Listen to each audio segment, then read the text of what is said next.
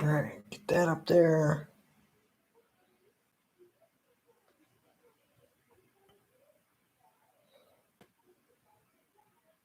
Yo. All right.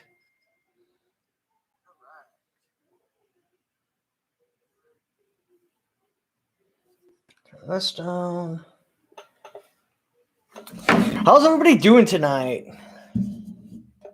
Doing my weekend live stream a day early because I actually won't be able to do it tomorrow. Hopefully I'm going to go to the range and get some 300-yard shooting done on the shredder. Because I still haven't set the zero stop on the scope yet, so I'm going to hook up the scope cam. And I also got a couple other cams. Some Chinesium people sent me a cam, but I don't have a memory card for theirs yet, so I probably won't use theirs. But I'll wind up using that other cam I got. Oh, no, I can't if I go through the scope, can I?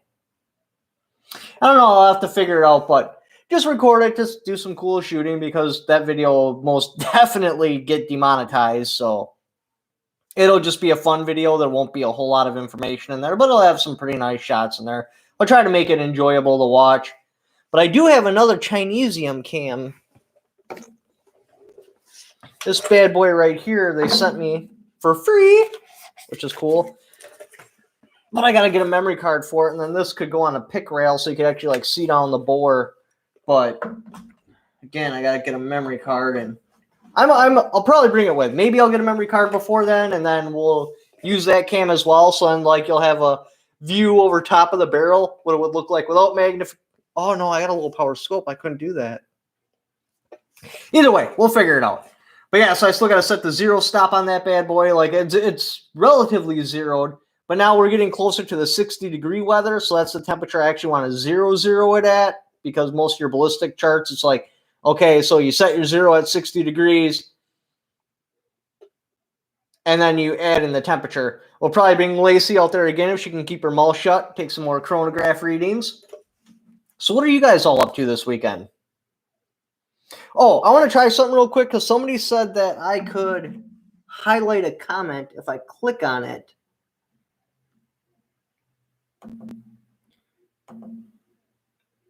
Pin report, hide user, add moderator. How? Dark, if you're in here, call me real quick because I don't see how the hell you highlight a comment. And I would really like to be able to do that. I just don't have that option. I got pin message. Is that what you're talking about? Report, remove, put user in timeout, hide user from channel, add as moderator.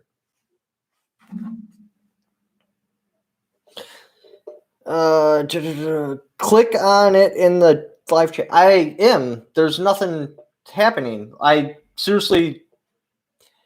Here, I'll send you a picture of it, what I see, because I don't know what's going on here.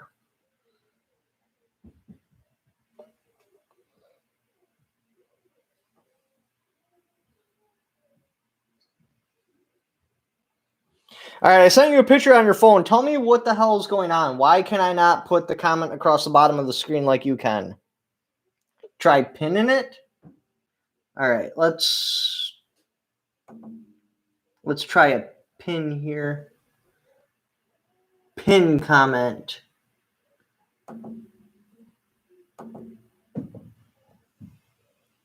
No, it doesn't do it because on his it would actually like go across the bottom of the screen. Yeah, it's in my comment section, but it's not up here on the screen, like right in this region of space across there.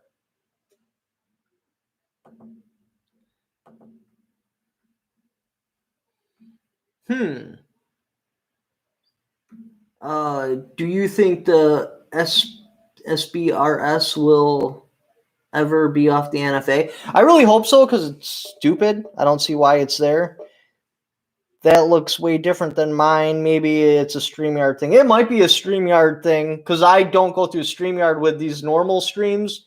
Because when I do it straight through YouTube, I can actually like put in a thumbnail and do other things that I can't do off of StreamYard. StreamYard, not YouTube. Okay, so that's the problem there. So next time when I have a guest on, I will use StreamYard, and then you will actually get to see your comment across the bottom of the screen. Because I think that's a really cool feature. So here, let me pull this bad boy up real quick. I wish I knew how to share screens too. That would be very useful. So it looks like shows at home for unfinished.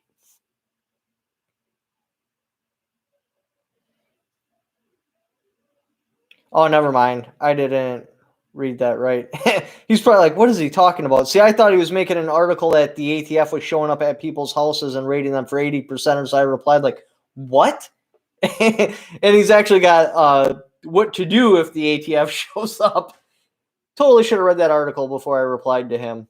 Probably thinks I don't like the article or something. You look like an ATF agent. What's up? What's up, chat? What's up, CRS? Oh, I'm just chatting. I do my weekend stream, so like if you guys have questions about videos or something like that, you can talk to me directly. And I typically do it on Saturday night, but I got stuff going on this weekend, so I won't be able to do mine on Saturday. So we're just doing it today.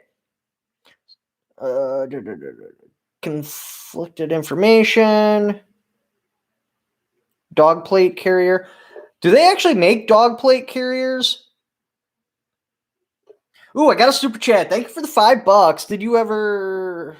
What do we got here? Did you ever end up reading the Turner Diaries? I highly recommend. I got pretty far on that book, but I got to the point where they captured them and they were torturing them and stuff, but I just didn't... I kind of lost interest in the book at that point. Like, it was pretty good up to that point, and I really liked how the story was playing out, but it just... It's almost like he wrote the story up to that point and then had somebody help him finish it or something, because the story almost takes like a different feel. So unfortunately, I never actually finished the story, but it was a pretty good story up to that point at least. I think I wound up getting turned on to... What the hell story did I go on after that? Oh, I can't think of the name. I gotta pull it up because it's a really good story and I highly recommend it.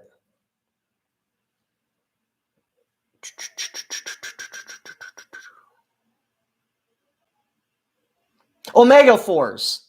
Dude, that story is good. Hilarious. And they're like 8 books deep, and it's a part of these other stories that like weave together, and they actually do a good job. Like normally, like when an author will put multiple stories together, like you'll have like a standalone story and they'll like try to patch them together, but you can tell they weren't made for each other. Omega Force also, like there's another series written about his kid. They just go in there seamlessly. Like you almost have to jump between books to know what's going on in the story. I don't recommend you like read through one and then read through the other. I recommend you go through it would be like Omega Force all the way up to like number 6, and then you read The Kid, which would be Terran Scout Fleet book 1, then you do 7, then Terran Scout Fleet book 2, and then you do 8, and then the next Terran Scout Fleet that's coming together. Like they really sync up well.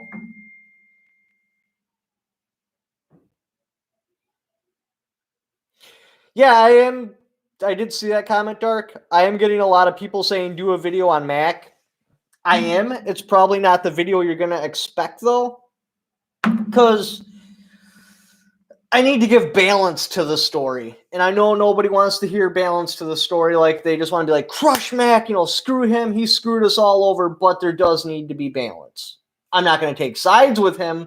However, let's play devil's advocate and look at both sides of the story and other possible explanations of what may or may not have happened. Thanks for the 556 super chat. Love the number. Thank you for tuning me to Dark's channel. I got me a lot of subs. Were you the guy that was on there last night talking about ham radios? We'll be going live with him tomorrow. Thank you for the $10 super chat. Hey, from Oxford. Hey, that's like right down the road, unless you're talking about a different Oxford. Love the videos. Thanks, man. So, both sides are best sides. Well, yeah, and you're only super hearing about one side because the person actually being persecuted can't give his side of the story. That's just not how things like this work.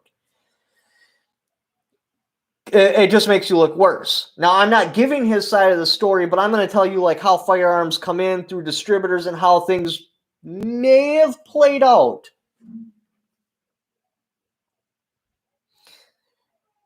No, different guy. I was very good on the show, though.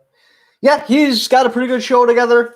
He's starting to really pick up like his quality. Like I'm trying to help him, get rolling with the streaming and stuff. But honestly, he's gonna be better. He's gonna be a better streamer than me, like hands down. Just like how he communicates with the audience. How do you even explain it?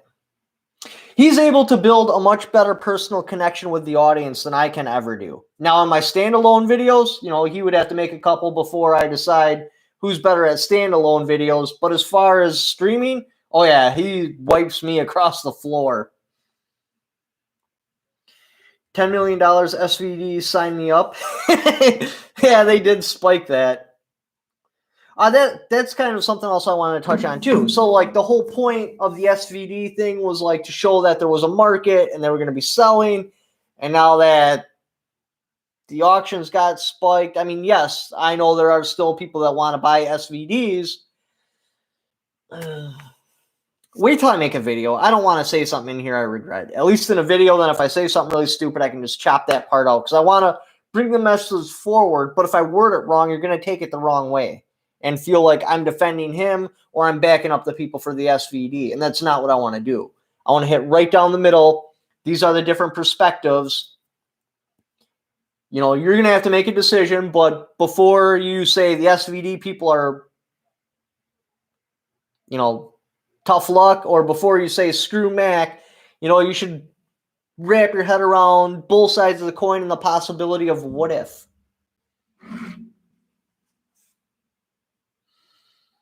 Hey, you're live. Yeah, what's up, man?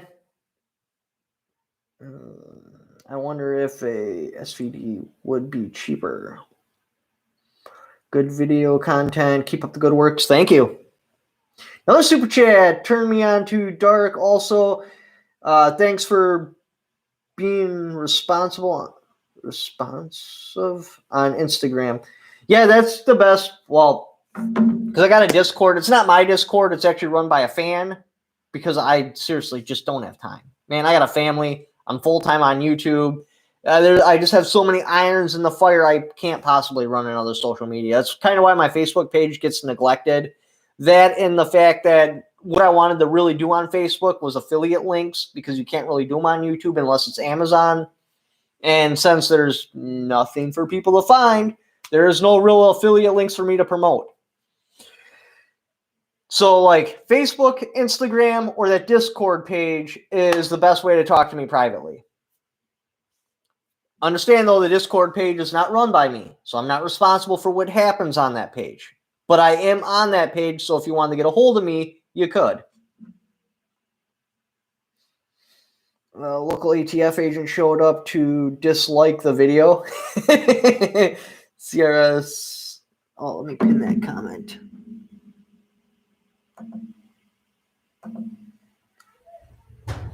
Hopefully, because I didn't actually click on this link, that is the actual link to my Discord and not some porn site or something.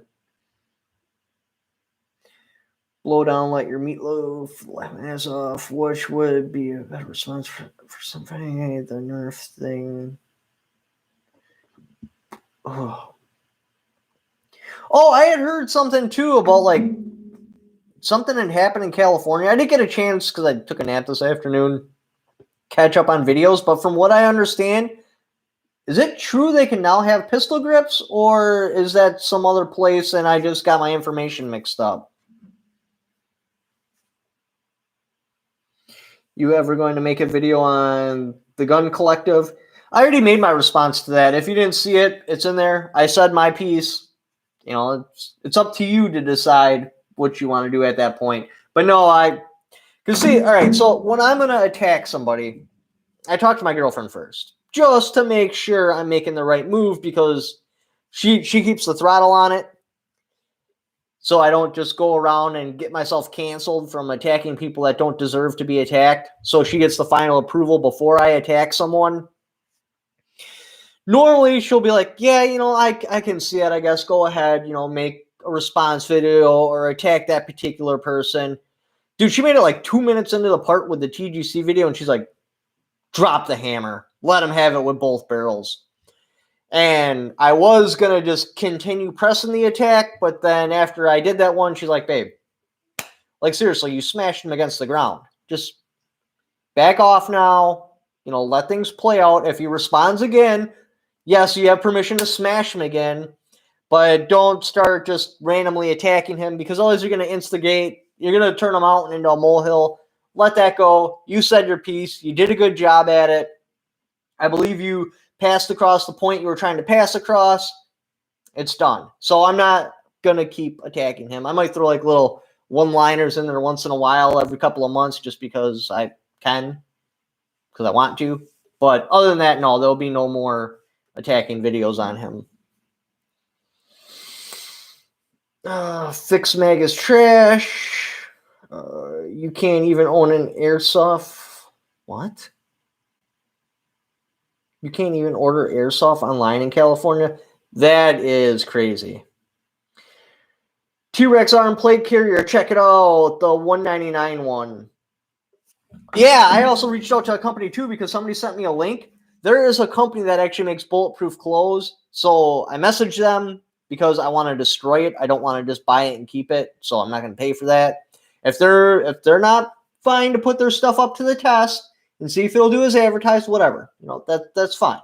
But if they do message me back, we're going to actually test some bulletproof clothes and see if it'll actually work as advertised, which will be pretty awesome.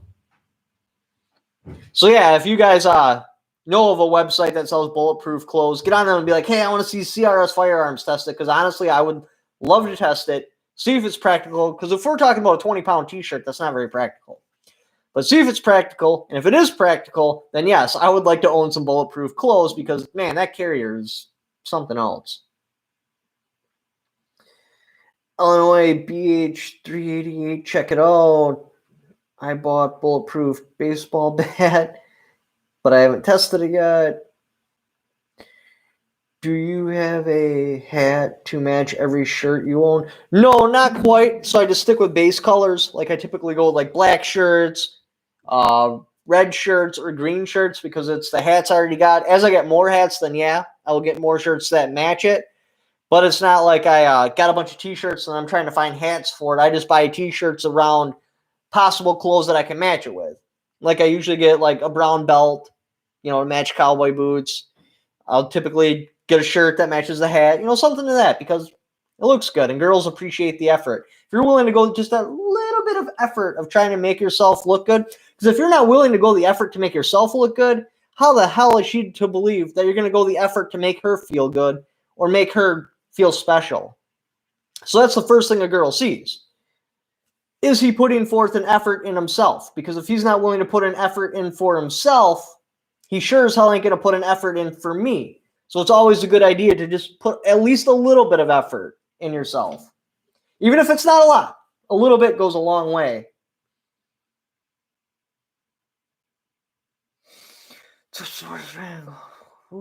I want to buy that sticker. The amateur gynecologist. Where can I buy that? Oh, that's on Teespring. If you go below my video, it'll have a bunch of different stuff. Click on that. It'll take you to the Teespring website. Like all the shirts in that, I also have it in coffee mugs, stickers, stuff like that. And actually, I do make a very good percentage off of Teespring. Like let's say I sell this shirt from an Amazon link, I'm getting less than $1 per sale. On Teespring, I'm getting almost like $3, sometimes as high as like, I think the highest one's like $8 or something per sale, depending on what you buy, if it's a hoodie or something like that. And out of each line, I do make one where I'm only making like $1 profit. I don't know. It's a very little profit. So if you like the design, but you don't want to spend a bunch of money, there is a cheap option in each line to where it's just a plain Jane crappy t-shirt with just the logo on it. But again, yeah, the Teespring, I make a nice percentage off of that. That's awesome. You get fucking glasses.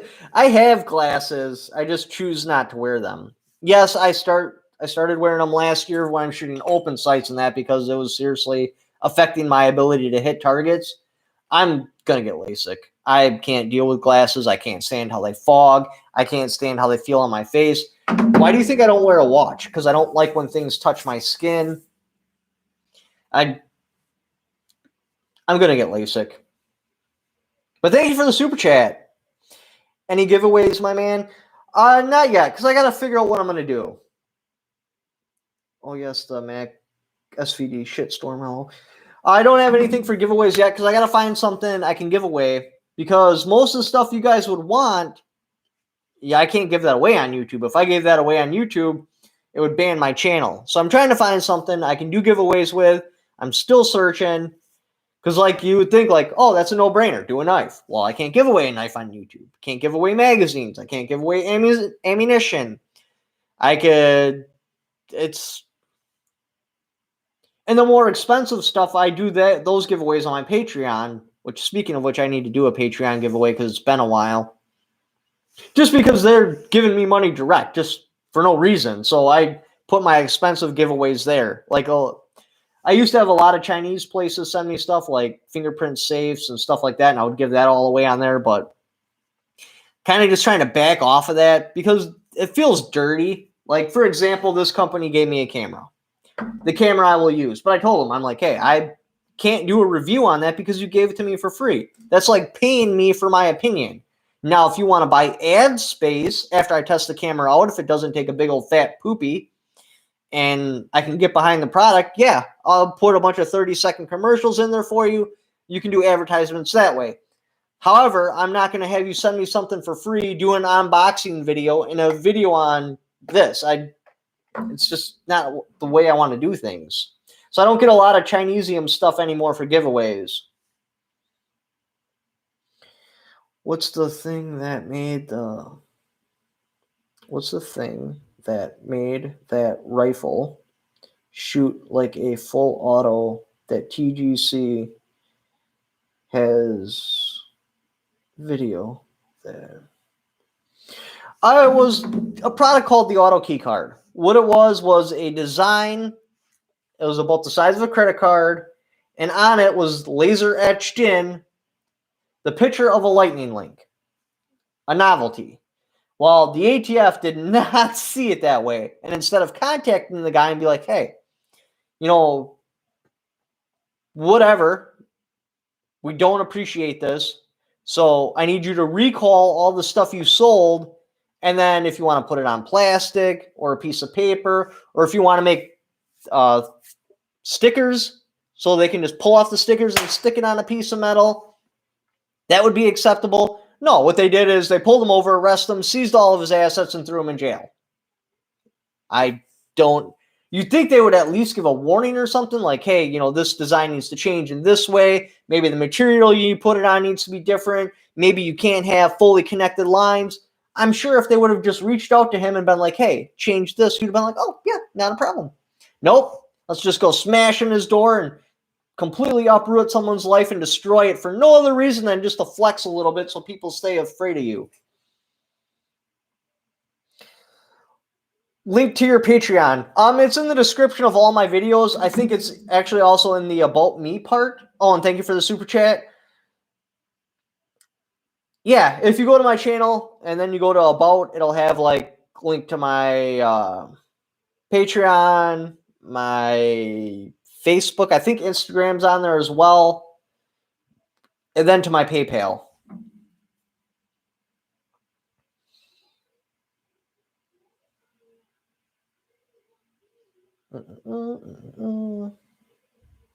Oh, if you see me look at my phone, because I let the comments just roll, so I'm not stuck way at the top answering someone's comment that's not even in the stream anymore. I automatically go right down to the bottom.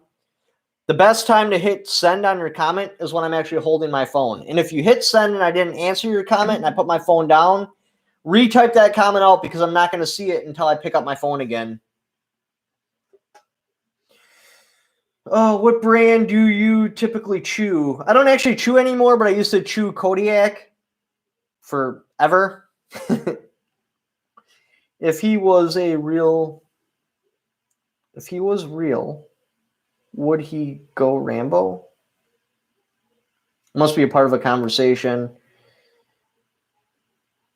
Any entry into a house will be shot by the feds. Make sure you... Did you guys see Brandon Herrera's gun meme review? Oh my god, one of the memes. I can never say it right. That's why I never did meme review, because I knew I would stumble over the word constantly and make myself look like an idiot. So the meme is, it's got this guy and he's got a shotgun and everything. And it's like, when the police knock on your door to ask about a crime at your neighbor's house, but you've already posted the manifesto and armed up. Whoops. Oh, no, when you've already posted the manifesto and started the live stream. Or no, when the police knock on your door about an unrelated crime and you've already posted your manifesto and started the live stream, and shows a guy like all armed to the teeth. Gun meme review. You know, that's probably why he claps. Because if I break it up into words, I can actually pronounce it right. Like, gun meme review. Now, if I just try saying gun meme, or I say meme a bunch, I'll start stumbling over it. I don't know why, but it just does. So I bet you that's why he claps, to make sure he hits a syllable right and doesn't stumble. Plus, that's what PewDiePie did, and I bet you that's why PewDiePie does it. Oh, what do we got here? Opening a gun store. In the process of opening a gun store, how did you find the...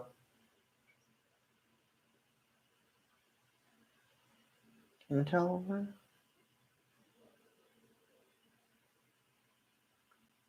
Oh, how did I find my vendors? So what I did... God, I made myself look like such an idiot in the beginning, too. I was getting pissed because nobody would sell me guns. I'm like, I have my FFL. Sell me some guns, please. And I went full tilt at Glock because that's what I wanted to sell, because I assumed that Glocks had this really awesome markup because they're cheap guns. You would think a dealer cost on that would be like high 200s, low 300s. And I'm like, my God, and they're just peddling them over the counter for like $500-600. That's a markup. I could like totally undercut everybody and just destroy the market. So I really wanted Glock's banner. Like, oh, you gotta fill out this paperwork, and then you gotta agree to take this many a year, and we're only gonna sell them at this price to you, and you gotta place like a $5,000 order. And then I look at the start cost of that. I'm like, you guys are insane. You want me to pay that much for a Glock? The start cost? And I got to buy this much? And I still got to pay for shipping? That means the start cost on a Glock is like $500 after everything involved in it. I'm like, why can't I get it cheaper? And then she's like, whoa, you're pretty new at this, aren't you? I'm like, maybe a little. She's like, here's a list of distributors. What you're going to want to do is go to them. Because if I spent $5,000 on Glocks, that's all I got in my stores. $5,000 on Glocks. That means I can hit one type of customer. I want lots of types of customers. So she gave me a list of all the distributors, and then I just went through. I looked at the ones that had the best prices, free shipping, stuff like that. Then you send them your FFL. Pictures that you have a brick and mortar store. Some distributors don't really care. Like gun. They run gunwebsite.com. They don't care about, dude, you do not get a good deal. What I could get at gunwebsite.com, I can get anywhere from $50 to $100 cheaper at one of the other distributors I go through. So they sent me a list of distributors. I went through them all. I contacted them all, sent pictures of the building, sent copies of the FFL. Because they want you to do e-checks, which, whatever. If you don't do e-checks, then they charge you 3%. Doesn't sound like a lot, but let me tell you. on a $2,000 order, 3% is a whole hell of a lot. And then when you're with a distributor, typically it's about $500 and you get free shipping, which that's one gun. So you pick out a gun that's $500, then you pick out a bunch of other crap you want in the store, boom, free shipping. And that's how you do it. You just contact them. If you guys are in the FFL business, especially around the Wisconsin area, because I only really paid attention to the Wisconsin area, I can help you out. I can help you get set up with distributors, give you the numbers you need to talk to. But it's pretty easy. Once you know where the distributors are, you just call them and you're like, hey, what's up? You know, sell me some guns or what? And then they'll send you an application. You'll fill it out. Boom, you got guns. Now, there are specific types of firearms that are just screwed. Like, for example, Kimber. They have one distributor. So that's it. You got to place like a $5,000 order. You don't get free shipping. That's why not many people carry Kimbers. I mean, there might be some other distributor I didn't hear about, but I went searching for somebody that would have Kimber as a distributor, and yeah, nothing. So that's why Kimber is not a popular firearm, because they have one distributor. That one person runs the market, which means the market just sucks. They would sell so many more Kimbers if they had Kimbers at each and every individual distributor. It would put it out, because where do guns sell? Yes, there's a lot that sell on the internet, but I'm not going to go buy more than, I don't know, probably $100 item without first getting to hold it, touch it, look at it, see what I think of it.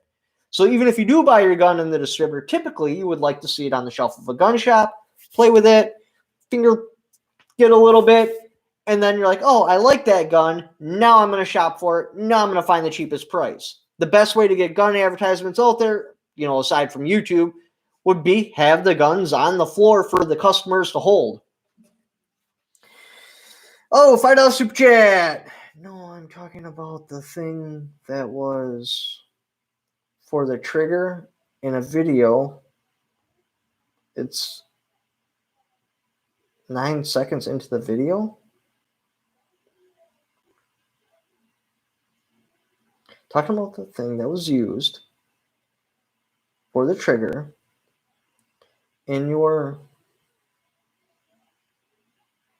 character assassination video. It's 9 seconds into the video. I'm just going to go on that video real quick because I'm not really sure what you're talking about, but it's only 9 seconds in.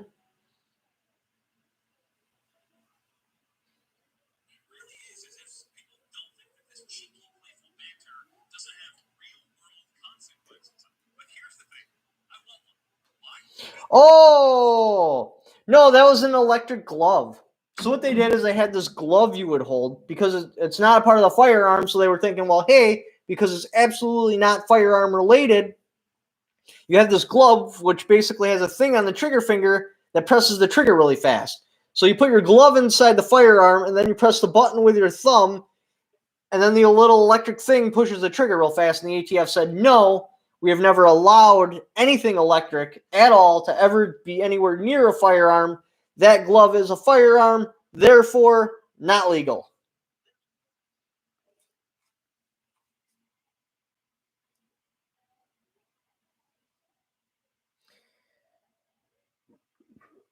Wait, 12 gauge to 308.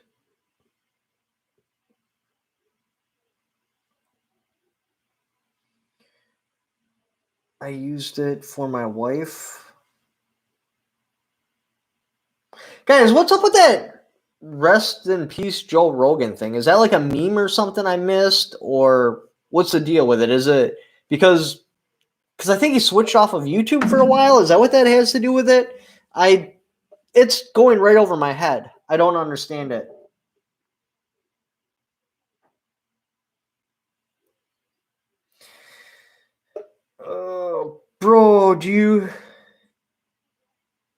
Bro, don't use GoFundMe for the keycard guy. Risk takedown. Oh, if I did a GoFundMe, there would be nothing about auto keycard on there. It would literally be his name. There would be no description. The only way you would know what it was for is because you heard about it in my video. Now, I've hit a point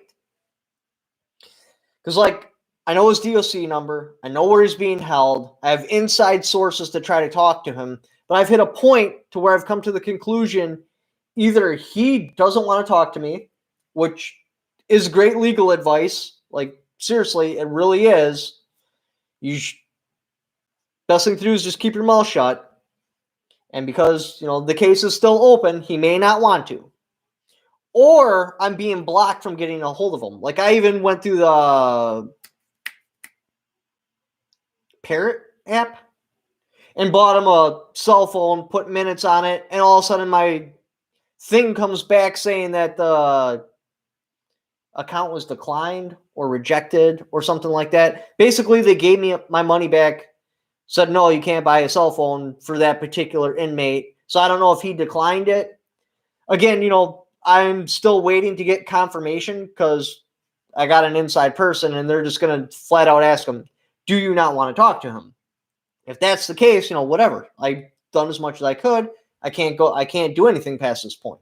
If he says, no, I'm trying to, but I'm not able to, that means somebody's preventing me from talking to him, and that's a whole different ball of wax. Then I'm going to open up the gates of hell, and I'm going to come even harder. $50 super chat. Shut your mouth. Right on. That is, seriously, like, if you're in jail, don't say anything.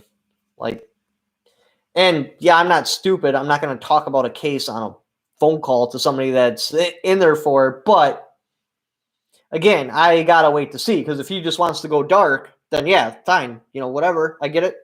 I'll back off. But if they're preventing him from talking to me, that's a different story. Keep making good videos. Thank you. LOL. Was the gun store in there had guns out? Oh, no, I shot that video before I actually opened up the store, so there was nothing on display yet. And, well, the ammo we don't put away, so that's actually what we have for ammo. That's how little we actually have.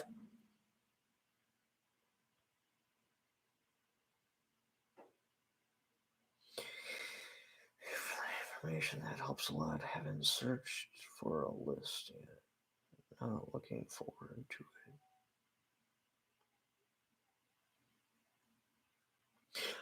Thanks for the $20 super chat. No, don't worry about searching for a list of vendors. If you're in the Wisconsin area or the Midwest area, I'll just let you know who I go through, because they're the best. Seriously, like, I put an application at all the vendors I could find, and out of it, there's 1, 2, 3 of them that are really solid, that have fast shipping.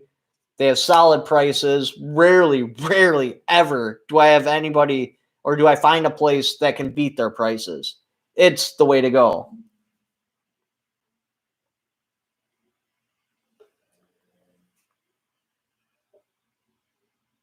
Got another super chat, $2. Thank you, man.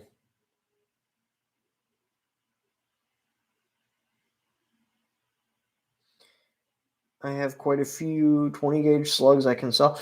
Man, if you got ammo to sell right now is the time. Understand, there is a large amount of people that just very recently jumped into the gun world, and they're starting at 0. Best case scenario, they have a gun. They don't have any ammo. They are searching hard for ammo. It's a seller's market right now. Anybody that's even considered selling something, now is the time to do it.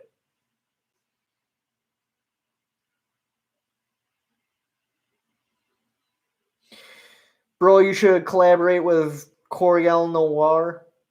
If I find out for a fact that he does want to talk to me, like, he's not just staying quiet because that's what the lawyer recommended, like, he's been trying to get a hold of me and he can't, plus they denied my parrot thing, then yes, I'm going to push very, very hard, and I will probably go down to Florida in person to see what the hell's going on and record everything and get statements that, no, I'm not allowed to talk to this person, because the last I knew, there should be no reason. Well, I take that back, because I chased a couple of chicks that were in jail. Was I allowed to talk to them? God, that was so long ago. I think I was. Except for one, because I was kind of involved in the case. I don't know. But yeah, if I find out that, no, they won't let me talk to him and he does want to talk to me, then yeah, we'll take it up to the next level. But if he's like, no, just because of the case, because it's still an open case, because you're kind of relevant to the case. I just want to keep my distance. Then I'd be like, oh, yeah, I totally get it. Did as much help as I could. I hoped I helped enough to make you win the case, but we're just going to have to let things ride out.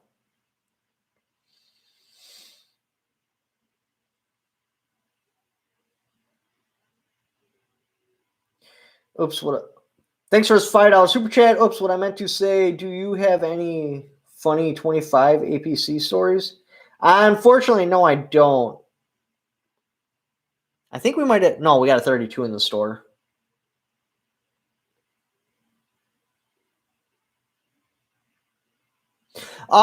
So what happened to the guy? His name is Rich, with the whole problem with his neighbors. I'm not privy to all the details, but from what I understand, he lost the case. He lost the case by default. Now, I don't want to put it out there too much because it's personal information, but from what I understand, he caught some sort of unrelated charge, which made him lose that case. Then he sold his house and then moved away and went off the grid. So if you're trying to get a hold of him, it's not going to happen. It's just not. But yeah, so the whole Rich thing, that's done with.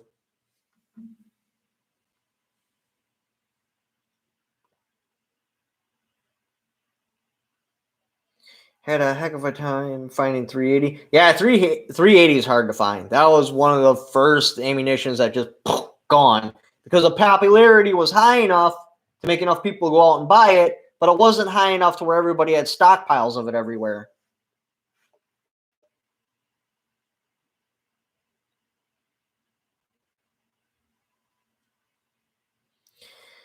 What's your opinion on 7.62 by 39 and AR-15?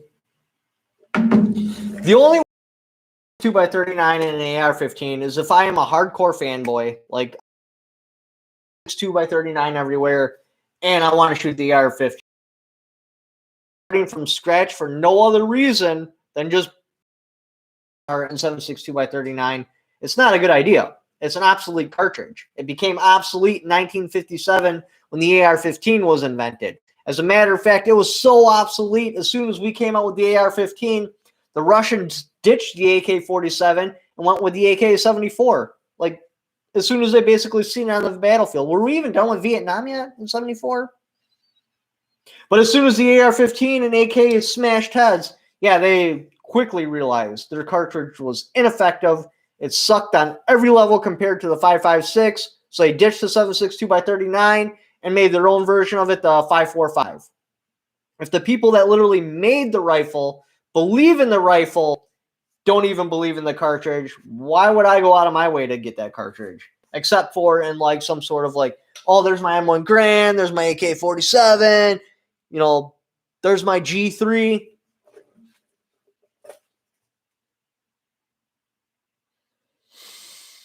I think green tip will be... Well, I lost the comment. Where did it go? I think green tip will be on the chopping block next. It's hard to say because they already went hard on green tip once and we won. I mean, are they going to make the same mistake twice? I don't know. And their whole argument was that since now that I think it was Thomson Center and then there was the AR-15 pistols, now the green tip is no longer strictly a rifle cartridge. Therefore, it's AP, but it didn't even hit their own definition of AP because it's got to be what, like 80% of the material? How the hell do they word it?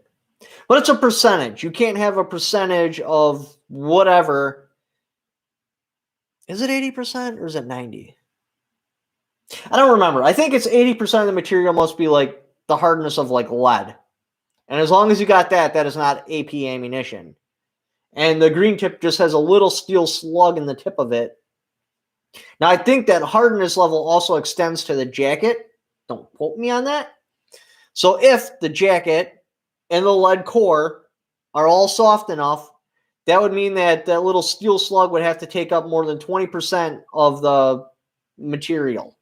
Now, again, I haven't looked at AP legislation or ruling or whatever the hell you would call it in a long time, so I could completely be wrong on that. Like, if I were to make a video about it, I'd have to go and read the laws again before I go and make a video.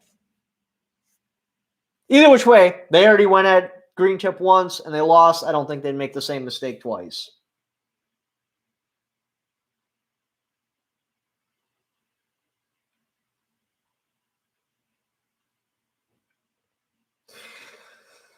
What's my opinion on rear bead triggers?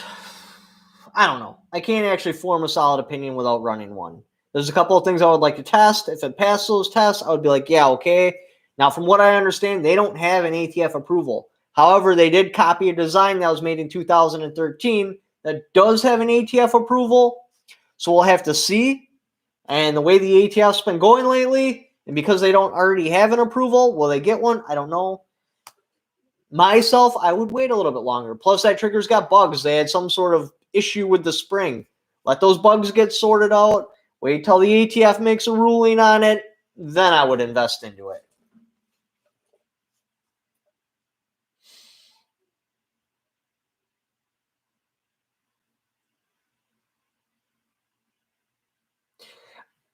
Oh, $4.99 super chat. Sorry, I was just reading. Looking for a single stage trigger for my AR-15, about 3.5 pounds. That'll take a beating. That'll take a beating. What would you recommend? Probably a Timmy. Will that take a beating? I don't know. I've never beat a Timmy trigger to see what the hell it'll do. If you're really looking for reliability, mil-spec is the way to go. All the parts are really far apart, so if crap gets in there, it can slip past there. When reliability, it's not going to get much better than mil-spec. Now, obviously, that's not what you're looking for, because that's like, what, a 5 to 8 pound trigger? Really garbage pull. But I would go Timmy, because they've just been around long enough. You'd think if they had issues, they would have sorted them out by now. Just my opinion.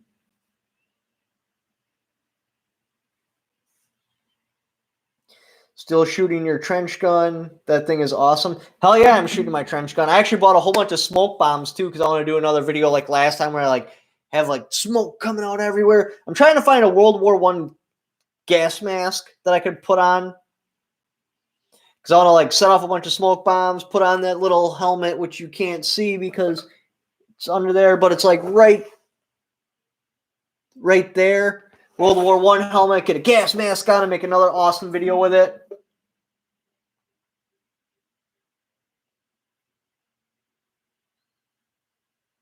Got another super chat, $5. Thank you, man. Appreciate them super chats. Love the content. What do you think of Turkish pistols? Just not a big fan of Armenian genocide blasters. However, that is a good indication that the gun market's starting to come back around. Like in 2013, boom, everything disappeared off the shelves.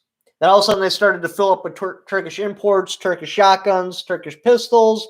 Then the next step was the high dollar stuff, like FN Scars, SIG 308, Kimber pistols. Then as the shelf started filling up with that, then you started to get into more mid-range rifles, and hunting rifles started popping up. Then just got jumped on by 22s that look like other weapons, like the MP5 22, AR-15 22, MMP 22. Then once we got that past that point, then all of a sudden we started getting in the rifles we actually want, like AK style, AR-15 style, Glock pistols, stuff like that. So seeing the Turkish stuff pop back up, it's a good indication we're starting to take steps in the right direction. But if it follows the same timeline as last time, that's still 3 years out, 4 years out before we're going to see everything back to normal, if nothing else ridiculous happens. But it is a step in the right direction. We are starting to go back down the slide. So the Turkish crap is going to pop up first. Then after that, your high dollar stuff. So if you guys want high dollar weapons, get ready. Those should become available again really, really quick here.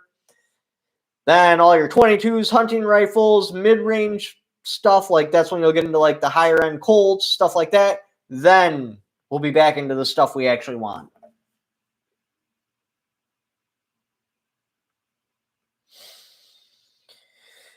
Fossil fuels. Have you ever found? Okay, I'm reading that wrong. FOSS.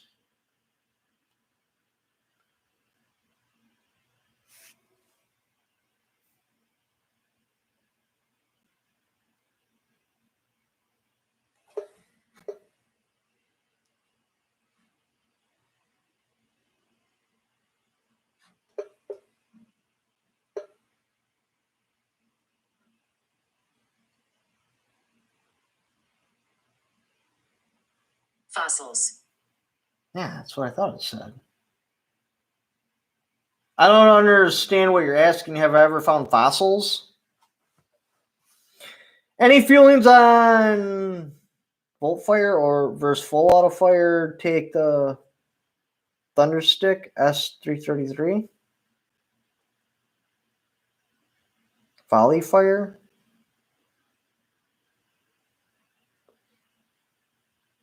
I mean, Volley Fire does have its place, especially like in ships, because that's what they'll use for like range finding and stuff. If I'm reading that correctly, any feelings on Volley Fire versus Full Auto? I would take Volley Fire. Like, seriously, because if one guy's missing, it doesn't matter if he misses 30 times, he's still missing. If he's already missing, he's not going to hit. But in like a volley, plus I think it makes people feel a little bit more comfortable not knowing they were the one that killed the bad guy. So if I had to pick like a whole group of people, semi-autos to shoot Volley Fire versus a whole group of people to have full autos, I would go Volley Fire. Yeah, that's what I thought it said. Now, what else we got here?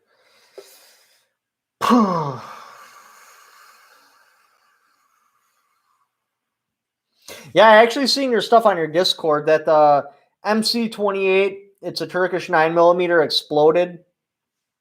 Now, I'm not 100% sure if that's the exact one we sold in the shop, but we had sold two of them. They were a Turkish pistol. One already came back with problems. Again, I'm not really into Armenian genocide blasters. I would rather have something different.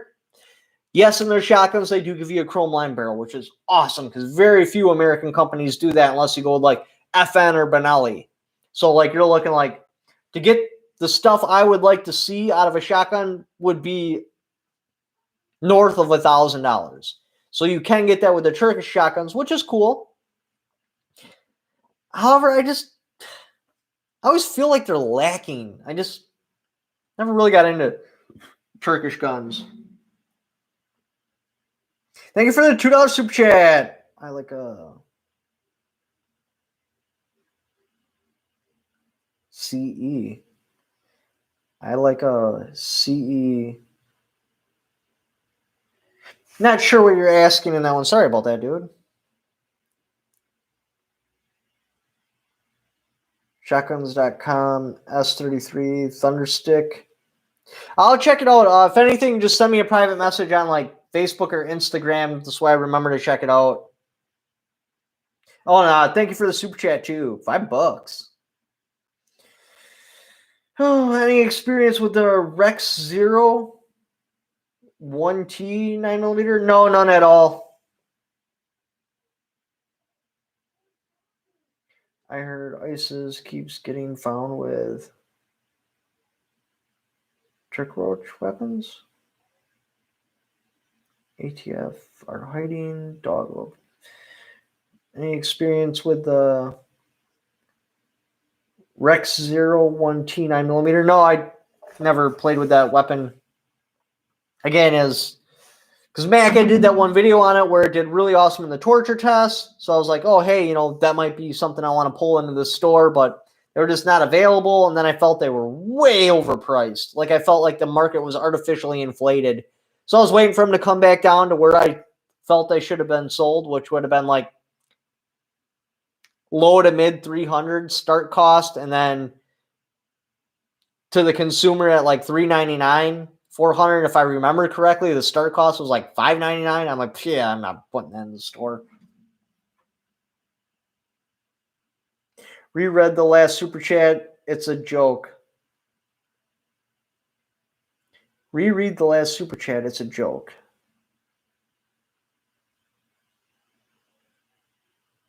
I'd like to see a. Okay, that makes a little more sense now that I know it's a joke. And thank you for the super chats, man. Now, isn't that from the movie The News Anchor? No. Bruce Almighty, where it was screwing with, what the hell's that guy's name? He's funny, though. And he's like, I like to see ya on live news. Oh, it's from Joe Dirt. I must be thinking of something else. What's your favorite fleet-floated handguard? For an AR, without a doubt, the Troy Alpha Rail. I don't know why. They're just aesthetically pleasing to me. I like the way they feel on my hand. They're stupid light. They literally use the nut from your D-ring. So you just take a Dremel and you cut off your D-ring, slide the Troy Alpha Rail on, tighten that beast down. So as long as you don't have a welded-on muzzle brake, you knock off your gas block, and it seriously goes on. Like, it's just so simple. And if you have a low-profile gas block, you don't even need to take the gas block off. You don't need to break the barrel loose. Right on there.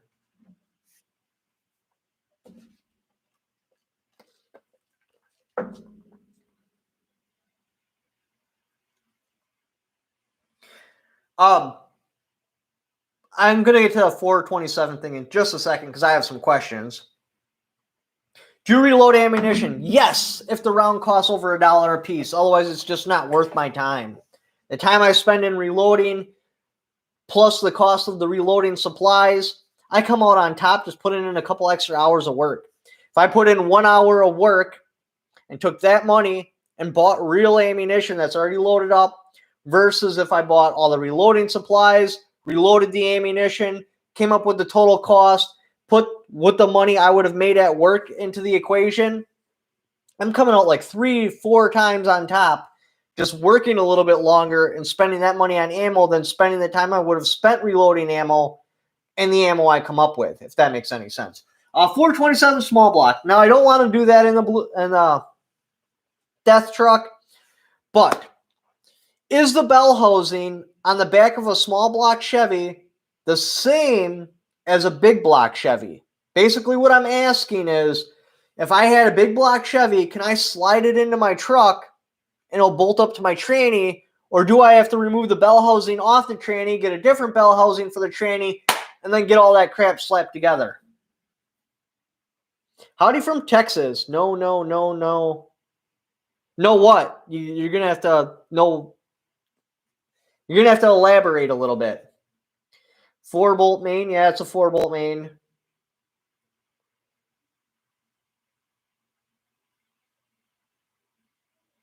Hell yes, it is. Bit of power will blow. Same bolt pattern. Yes, it did. Yes, it is the same. Yes, it is the same bolt battery as a BBC. Nice. $5 super chat. Hey, buddy, are you a veteran? I was a combat engineer, B-12 in Iraq, 09 to 010. Just started watching you. Love the content. Keep it coming. Thank you, man. No, actually, I'm not a veteran.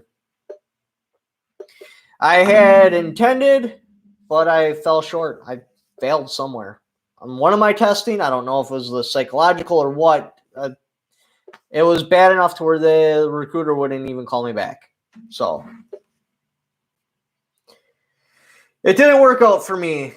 I had a 454, 1500 horse. Well, I'm not really looking for the massive horsepower. If I feel somewhere around 500-600 horse, I would be more than happy. However, I love the throaty and dude, I mean, look under the hood of one of those old square body Chevys with a small block and it looks empty. You're like, did you like take some shit out of here or what's going on?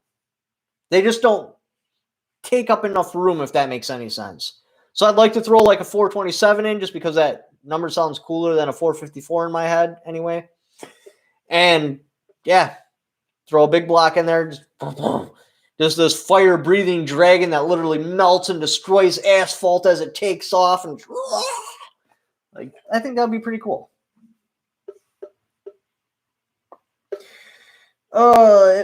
It does make sense. Did you ever get the package back? Was it a joke, me? Yeah, apparently the cops said that they couldn't find anything out about it. We called UPS, we called FedEx. We didn't have anything that was supposed to come to the store. So apparently some douchebag was trolling the store and saying that they stole the package from us. 50 gets you a...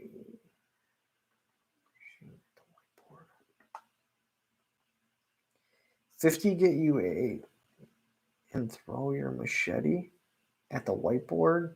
75 if you get it to stick in. I'm sorry, man, but that whiteboard's mounted in concrete. So if I destroy it, then I got 2 holes in my concrete that'll look weird. So I appreciate the super chat, I really do. But I can't destroy the whiteboard. And it's like a part of the channel. It'd be like slapping your kid or something. I like your daughter's name. The banana book were awesome. Oh, the Bane books, yeah. It was my favorite Jedi other than Darth Vader. So your favorite... I don't know about my favorite Mandalorian weapon. And yeah, my daughter is named after the Bane book series. She's a Dark Lord of the Sith. Cool-ass character. Mandalorian weapon. I just don't know a whole lot about the Mandalorians. Now, like, I like the light whip. I think that's pretty freaking cool. What was it? Jaina had that. So it was like a lightsaber, but it was hinged. So, like, you had a bunch of... I thought that was pretty awesome. And then Ben's girlfriend, she would take glass knives and stab them into people and break them off. So they had a glass knife blade stuck in them. I thought that was pretty awesome, too.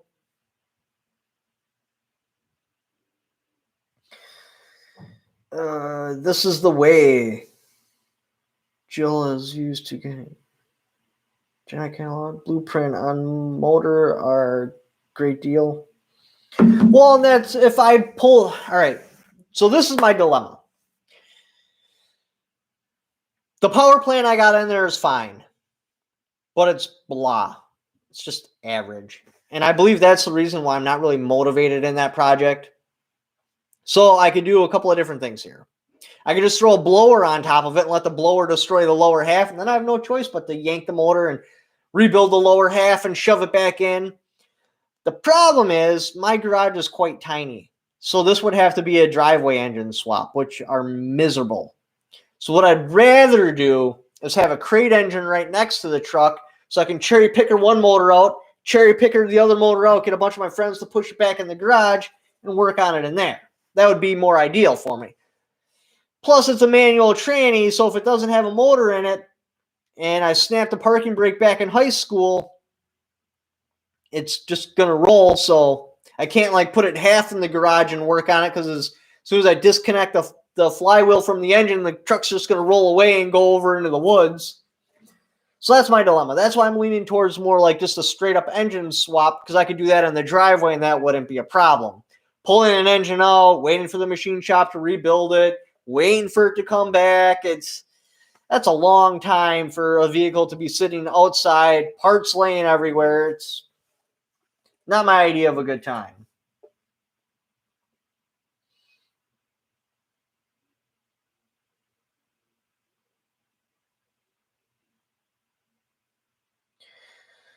Do you have a file form 720 exempt taxes for an FFL SOT?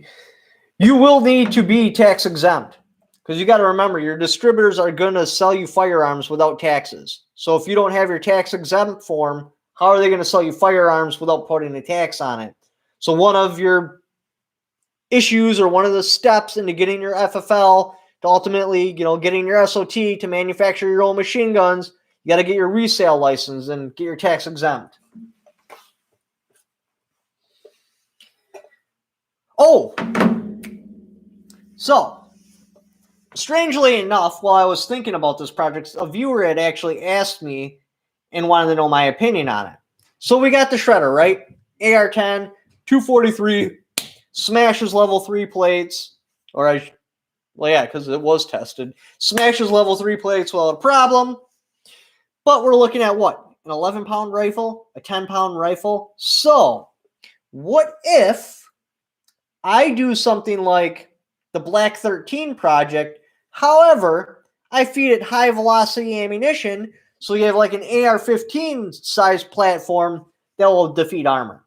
Now, the problem is I was looking at different calibers trying to find something that is fast enough, because you want to be like 3,500 feet per second. That'll slide through level 3 plates No problem. So what can I put in an AR-15 size receiver that will feed, in an AR-15 size magazine that I can accelerate to 3,500 feet per second? Now, a couple of the options I was looking at was possibly a 204. I got to look into that a little bit more to see if it does have enough velocity to be able to slide through, or 224 Valkyrie with a 55 grain bullet. Now that's like right on the edge. I don't know if it's quite got enough. Maybe because people haven't loaded it velocity specific that it might not have enough. But yeah, 224 Valkyrie, that would be awesome, because then I just got to buy 6.8 SPC mags, different bull carrier and a different barrel. Boom. Now I have something that chews up armor in an AR-15 size package. But if you guys have any other recommendations, what I could, because it's got to be limited to a 20-inch barrel. I don't want to go over a 20-inch. Ideally, it would be 16, but I think that's just asking for too much. But a 20-inch barrel, somewhere around 3,500 feet per second, AR-15, that'll go inside of an AR. No bolt action, no AR-10. It's got to be inside of an AR-15 mag, or a mag that will fit inside of an AR-15 size receiver. 3,500 feet per second, 20-inch barrel. What calibers you guys got for me? I mean, there's got to be something out there. I really had a lot of faith in the 224 Valkyrie, thinking I would go down, because that's just a 6.8 neck down to a 5.56, but I felt like it had enough powder, because a normal 5.56, that brings me up to like 32. So I figured with a Valkyrie case, well, that should easily be 35, but I'm just not seeing that load data. They're claiming like 32, 33. I'm like, well, that's a normal 5.56 round. Where's the advantage? 204, again, I need to look into that and make sure that's going to work, because I know a 55 grain at 3,500 feet per second has no problems doing the job, but I don't know if something of a lighter grain would still be able to do the job. Experimenting needs to happen. If anybody's got a 204 that lives close to my area, it would be really cool if you came over so I could shoot it at some plate and see if it would go through, because then if it does go through, then boom, that's the cartridge, because that's super easy.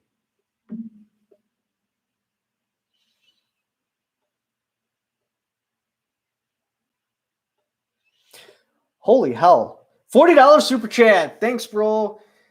Being a 2A lover, you're helping Middle America during dark times. I gotta make it into your store soon if I don't get shot somewhere in a riot. Send my love from oh shit, you're in Milwaukee too. Send love from Milwaukee. Guns all day, every day. Thanks, man. I really appreciate the encouragement, and I definitely appreciate that super chat. Holy hell, another one. $50 super chat. Wow, thank you. Go buy yourself something nice, dear. With a funny comment. All right, Remington 222. What kind of velocities do you get out of a 222? Because I actually totally forgot about that cartridge. Are they up there?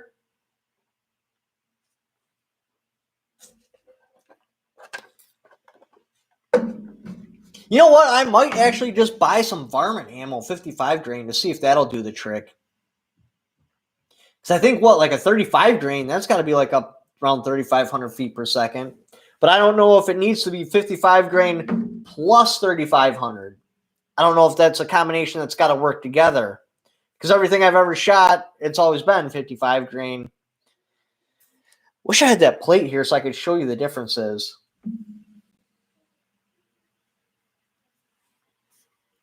$17 Remington at 4,000 feet per second. What grain bullet? Greetings from MN. Thank you, man. 10 millimeter and 7.62 by 39. 220 Swift ain't going to fit inside of an AR.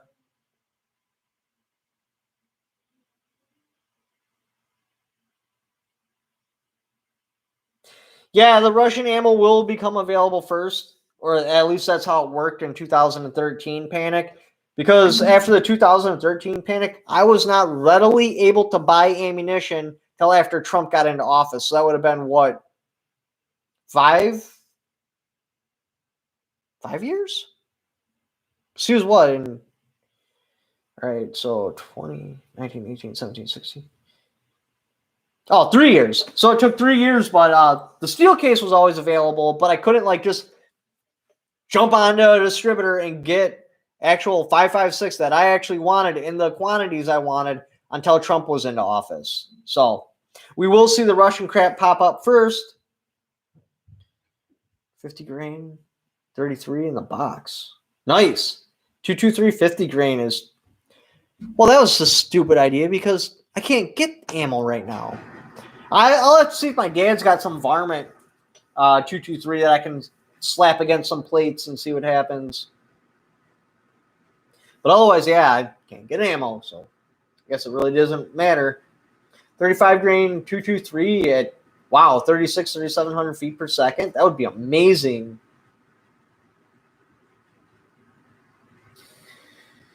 What do you think of the CZ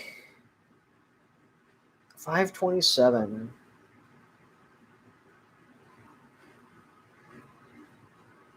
I've never played with the CZ bolt actions at all. Now, I played with the CZ 58, or is it ZZ? CZ. CZ 58 rifle, and that thing was a junk box. Don't ever waste your money on it. 300 PRC. Yeah, it's coming along. The end of this coming week, so not like tomorrow, but the following week, Saturday, Friday-ish, I should be getting my action and barrel in. So then we're going to start slapping steel at 1,000 yards, and I think that's going to be amazing.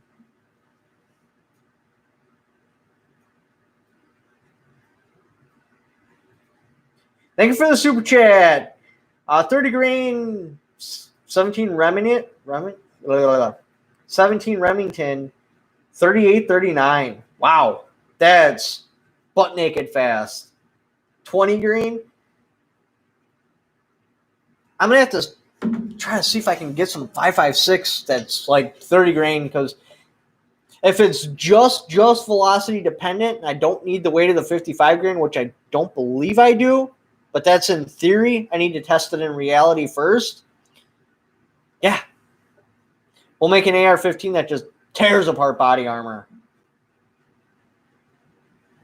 It shouldn't, though, because, all right, so you got your 55 grain, your M193, and then you got your M855. M855 will absolutely not touch level 3. And that's slightly heavier. That's a 62 grain. But now just throw on, what is it, 200 feet per second by going down to a 55 grain, and all of a sudden now you're sliding through level 3. So I wonder if the grain weight is completely irrelevant and only the velocity matters. But there's got to be a tipping point where once you get so light, it's just not hitting it hard enough to fracture it. I'll have to hunt down some different grain weights, 5.56. If anybody's got like some 35 grain or something, I can borrow a couple of rounds to throw at some steel plate. That'd be awesome. I'll probably need at least 5 rounds because I suspect I'll miss a couple of times. So if I miss twice, then I got 3 more rounds to impact and see if I can, in fact, puncture a plate with just your normal 223 ammo, but at super high velocity.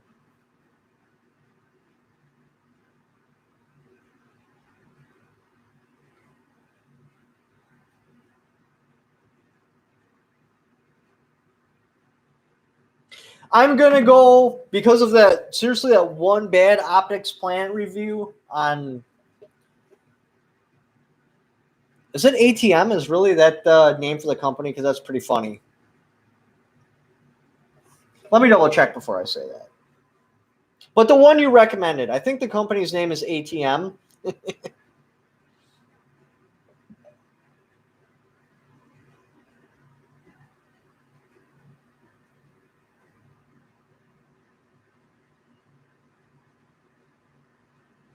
How is that screenshot?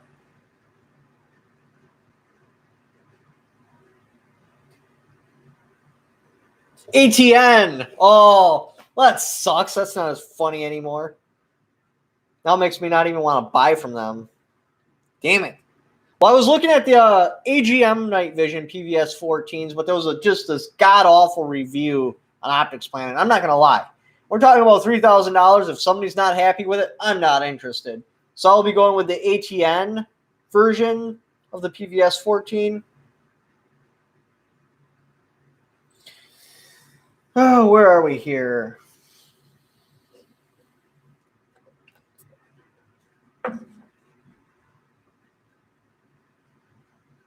Oh, 220 Swift will most definitely shred body armor. The problem is, I can't put that in an AR-15.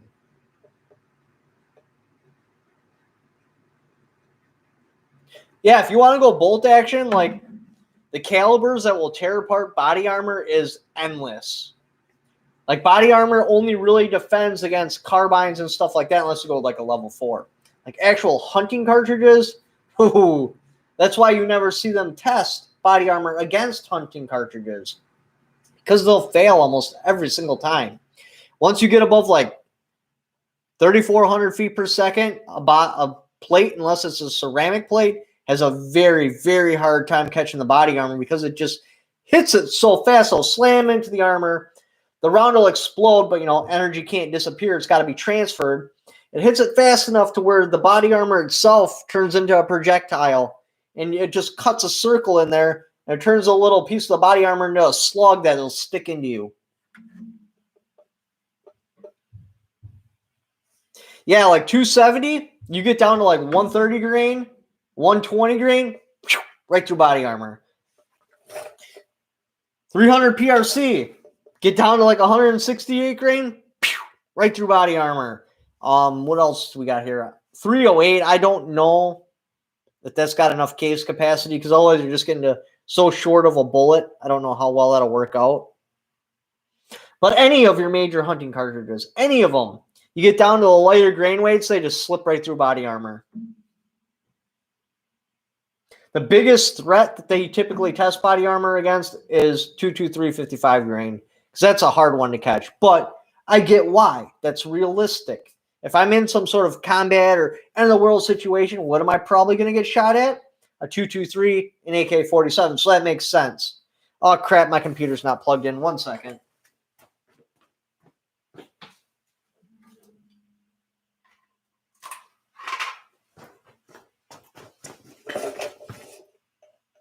But in Wisconsin, because this is redneck country, yeah, in the end of the world situation, I'm very, very, very likely to get shot at by an actual hunting rifle.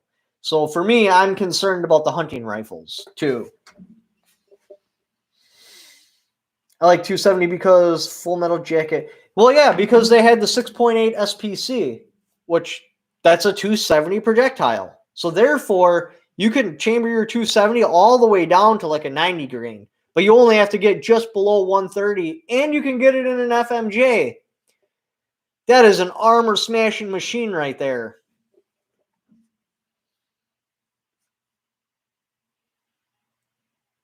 $2 super chat. The chat wants you to test explosives.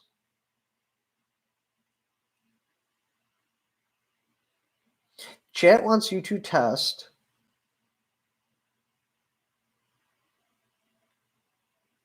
explained armor plates.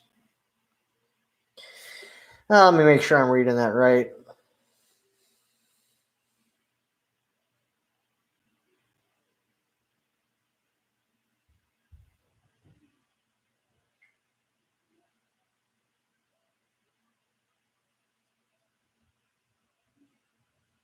Expired.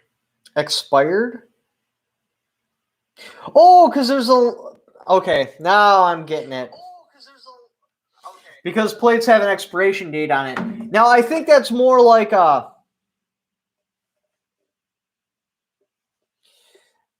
because your sweat and everything might get into the... Do I have a plate? Because as you're wearing it all the time, you're sweating on it, and the humidity's hitting it, and you spill your drink on it. I think that's more of the reason why they have an expiration date. Like this one is only valid for 5 years. Because it doesn't take very long. Even that plate carrier I already got. It's about to go through the washer because it's already smelling funny because I wore it too much. And sweat is acidic. Soda's acidic. So I think that has a lot more to do with the expiration date than just time itself.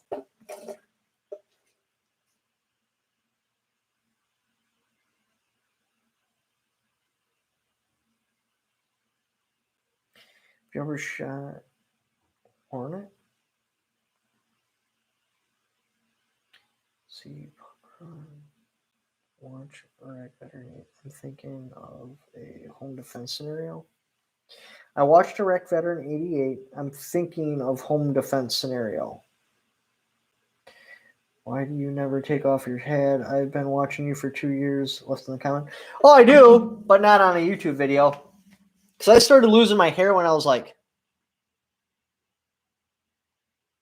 17? Something like that. Well, it made me really insecure when I was younger, so I started wearing a hat. And because I started at such a young age wearing a hat, I just kept wearing a hat, and now it's almost kind of like a security blanket. I almost don't feel like confident, if that makes any sense, without it like a security blanket. You guys understand what a security blanket is, right? Now, if it would have waited till I was like 30 and I started losing my hair, then I went to giving a shit and I just shaved my head. And it makes it easy so I don't have to shave my head every single day. So if you want to do the whole shaved head thing, you got to do it like every other day. Wear a beanie like Tim Pool. I don't leave my house without a hat on. Habit, right? Have a security beer. Mac is disappointed in him. Screwed over a lot of people. I actually decided I'm going to cover the Mac topic. However, I'm not going to cover it like you expect. I'm not just going to go trash him or say that the people with the SVD thing were lying. It's going to put down a middle. Try to ride the edge of the coin. Not going to tilt to one side or the other. Hopefully I put down the video good and I don't get a whole bunch of hate, but I probably will. Yeah, kind of like Military Arms Channel, guilty or not guilty. This is what I know about it.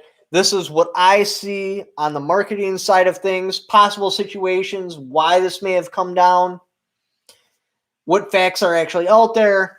I'm going to try to just do this unbiased covering of the story so everybody knows about it, so they're aware and they can come to their own decisions. Because right now, the only videos I'm seeing are like, burn them at the stake! Burn them! And there needs to be balance. You got to have some on both sides. You do. Otherwise, he could be getting crucified for no reason. Plus, he's a public figure. He had to have known that let's pretend like this was malicious. Like, he was like, I'm gonna screw them, and I'm gonna make like, what was it, 50 rifles? Already marked them up like 1,000. They would have been bidded up to like $2,000. I'm gonna make like $250,000, $500,000 profit off of this deal. Like, dude, he's a public figure. There's no way in hell he would expect that not to be known. So I'm going to try to give like a neutral video, and then you guys can make the decision how you feel about it. Because right now everybody's just like, twist the knife in. And yes, that may be warranted. I don't know. I wasn't there. I did not physically see this go down. Again, I'll make a video about it. I'll keep it neutral. You guys can make your own decision. Pimpin' ain't easy. What did they do? All right, so this is the gist of it. So allegedly, there were a large group of people that like petitioned to or reached out to the people that make the SVDs. They were like, hey, we will guarantee that we buy these rifles from you if you make them and you bring them in. Now, as the story goes on, again, this is not factual. Past that point, everything is hearsay. There's a lot of people that say they have the facts. Again, send those to me in private messages. But anyway, so allegedly at that point, about a year before they came in, seriously, do not take us as fact, but allegedly Mac had caught wind of it, realized that there was a marketing opportunity. Apparently, now this is Yankee Marshall shit, so again, I haven't seen facts of this, reached out to other investors, got people to invest it in. When the rifles came in, allegedly, he swooped in like a bandit in the middle of the night and bought these rifles and prevented them from going to the people that worked so hard to get them to come in. Then at that point, what is fact is he lied about the fact that he had bought all of them and also pre-bought all the rest of them that were coming in, because he was like, no, I only bought 5. And then the story kept changing. That was, in fact, a lie. So if you're going to burn them on anything, burn them online about that.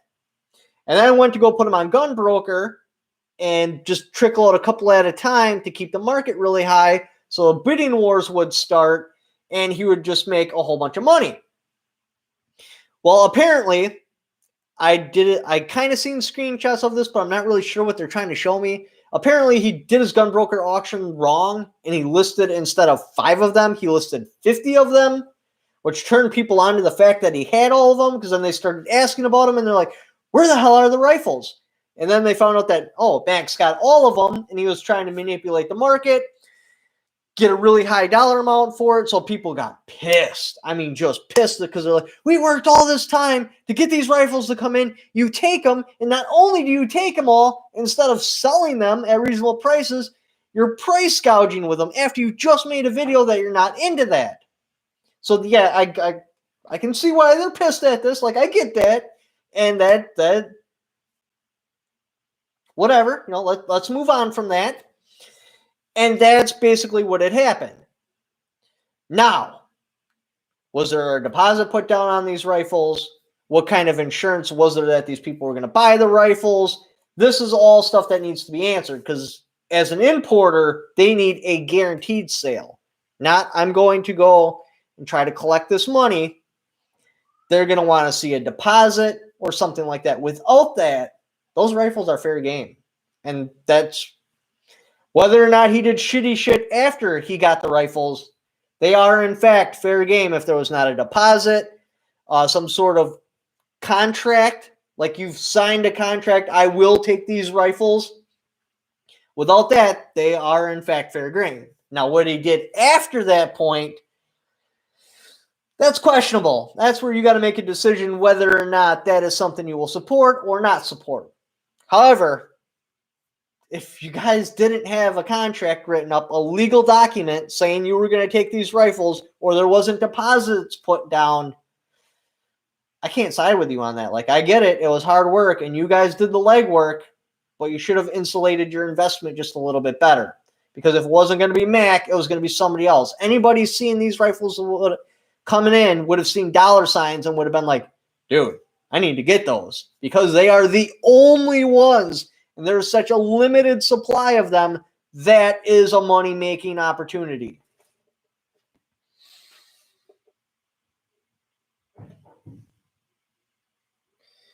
Wow, make gun tubers look bad, dirty pool. How do you feel about 65-round bananas for an AR? I never go over 30-round mags. No, I'm not Amish. I never go over 30-round mags just because I've had reliability issues. That does not mean there are no reliability or no reliable mags that are over 30 rounds. With my personal experience, anytime I've bought a mag over 30 rounds for an AR, they've shit the bed. So I just stick with 30s. The military uses 30s. I'm comfortable with the 30s. You can touch on... Can you touch on where we can shoot 37 millimeter flares in Wisconsin, like busting the star flares? I didn't actually think there was any laws in Wisconsin against shooting the flares, but now you bring that up, I will look into it. I've seen flare launchers in Wisconsin sold. I haven't ever seen the ammunition sold. Basically, if you go to buy the ammunition and it can't be sold in your state, it should have a little disclaimer under the listing. So I'll have to look into it, but I don't think there's any restrictions on flare launchers or flares in Wisconsin. Thank you for the $5 super chat.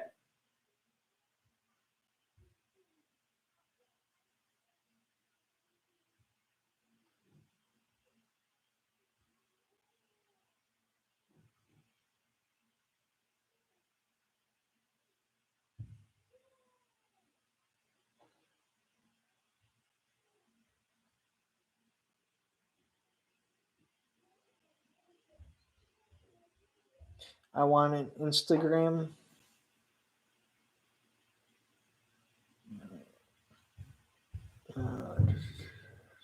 How long have I been going? Hour and 30.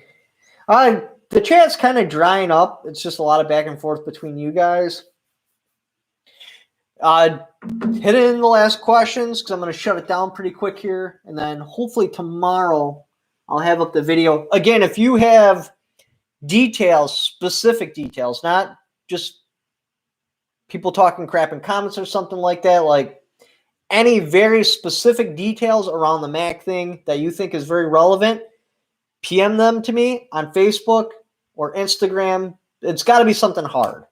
Yes, I already agree about the lying. You don't have to send me screenshots of him lying because, yeah, he did lie. He got busted on that. But, like, I'm looking for contracts that they were going to get the rifle or some sort of deposits that they had put down on the rifles or something to that effect. Something that could help me just side with the AK guy group people, SVD people, 100%. Or if you have any information that puts Mac like way in the clear. Like, this is hard evidence.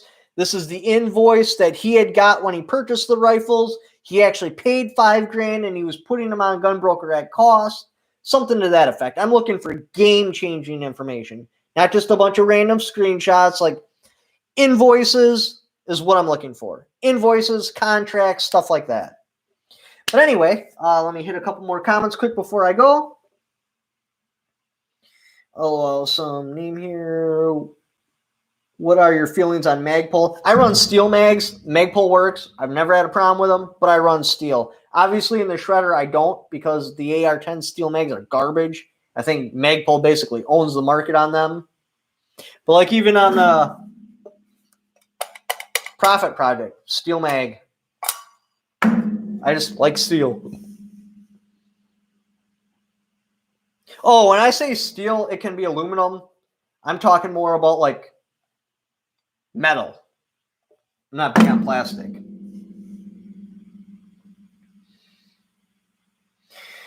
Do you have to register with Itar with your FFL license? I had posted something about that. See, they had changed it. If you go through my community section, I put a link to where you can look into this.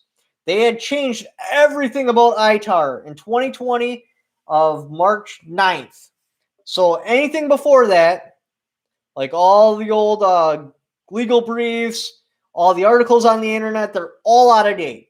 You got to find something that was written down in an article closer to the end of the year of 2020 or really soon this year. Like the rules changed not even a year ago. I'm not going to tell you whether or not you should register with Itar. I called Itar and they couldn't even tell me whether or not I should register with Itar. But I believe if you find an up-to-date of what actually needs to happen, you will come to the conclusion you do not need to register with Itar unless you are exporting. Now, I have talked to several SOTs, besides myself, after I had come to my conclusion of what I wanted to do to see what they're doing, and they're doing the same thing I'm doing. So, again, we're not going to talk about what I'm doing or what I think you should do, but find an article that was written at the end of the year, like 2020, or sometime in 2021, because those are the only ones that are relevant, because everything changed. Itar is not the Itar it used to be. It used to be if you were a gunsmith, you basically had to register with Itar. If you mounted a scope, you basically had to register with Itar. It was bad. If you had reloading equipment in your basement that was automated, you know, like you pull a handle and you keep pulling a handle and the thing rotates and it auto loads ammunition, you would have to register with Itar. Like that thing was just terrible. But it got rectified. So again, find current information before you make your decision. Super chat. How can I get a howdy in the chat? Can I get a howdy in the chat? Thanks. Do you mean like a howdy or like a cowboy type thing? Howdy, hooty. I don't know if I can do the voice you're trying to ask me to do. Howdy or hooty. Here, I'll do it like 90s style rap. Hooty hoo. Ooh, another super chat. Thanks for the $3.99. If you posted a comment, it didn't show up, but you can probably see that. Forward assist or no forward assist? The forward assist to me is aesthetically pleasing, so I run a forward assist on all my rifles.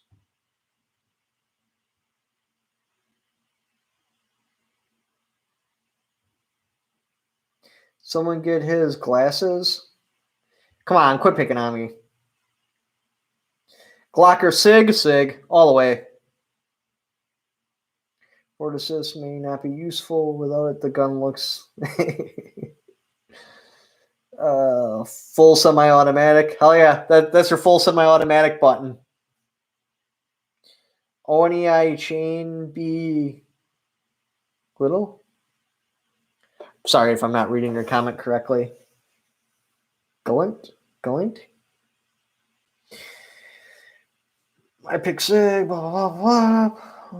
But all right, guys. Well, you have a really good night. I appreciate all super chats. I seriously do. Like, you guys are amazing. I'll probably get working on the video because it's not too late yet. This way it'll drop tomorrow. Hopefully Monday-ish, maybe even Tuesday, I'll have up the video of zeroing the shredder. Yeah, I know it'll probably have a lame thumbnail and a lame title, but it's basically guaranteed to get demonetized, so I don't really put a lot of work in the thumbnail and title, but I'll make sure it's entertaining for you. So check that video when it comes out. Thank you for stopping in the chat. Love your guys' support. Without you guys, I couldn't exist. So thank you. But you all have a good night.